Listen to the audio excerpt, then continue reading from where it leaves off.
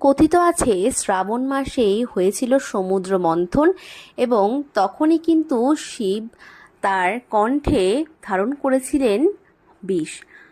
সেই কথাকে মাথায় রেখেই কিন্তু শ্রাবণ মাসে বেশিরভাগ ভক্তেরা পুজো করে থাকেন এবং অনেকে আছে পুরো শ্রাবণ মাস জুড়েই কিন্তু পুজো করে থাকেন।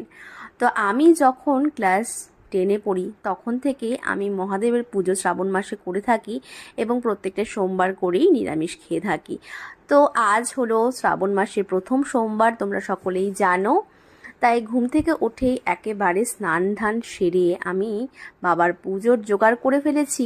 যদিও সমস্ত জোগাড় করতে পারিনি, যতটুকু পেরেছি ততটুকুই করেছি। তো প্রথমেই আমি ঘি, মধু আর অগুর দিয়ে ভালোভাবে মহাদেবকে অভিষেক করে নিলাম।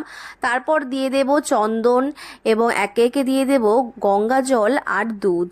দুধের মধ্যে যা যা মেশাতে হয় সমস্ত কিছু মিশিয়ে নিয়েছি। এরপরে পরিয়ে দেব আকন্দের মালা। অপরাজিতার মালাটা আমি পাইনি আজকে, তো আগামী সোমবার আমি চেষ্টা করব অবশ্যই জোগাড় করার। তারপরে দেখো এখানে কিন্তু চাল, তিল, তারপর পঞ্চশস্য সমস্তটাই কিন্তু অ্যাড করে নিয়েছি। এবারে আমি বাবার মাথায় দিয়ে দিলাম দুধ, এরপর বেলপাতা দিয়ে দিলাম। একে একে যা যা ফুল ফল সমস্ত কিছুই অর্পণ করলাম। তো তোমরা কে কে আজকে মহাদেবের পুজো করলে অবশ্যই কমেন্ট করে জানিও। তো মহাদেব তো দাতা, তোমরা সবাই জানো। মহাদেবের কাছে মন থেকে চাইলে কিন্তু তিনি কখনোই ফেরান না, তিনি কিন্তু সকলের মনস্কামনা পূরণ করেন। তো তোমাদের সবার খুব জীবনে মঙ্গলময় হয়ে উঠুক সেটাই প্রার্থনা করব। সবাই খুব ভালো থেকো, সুস্থ থেকো।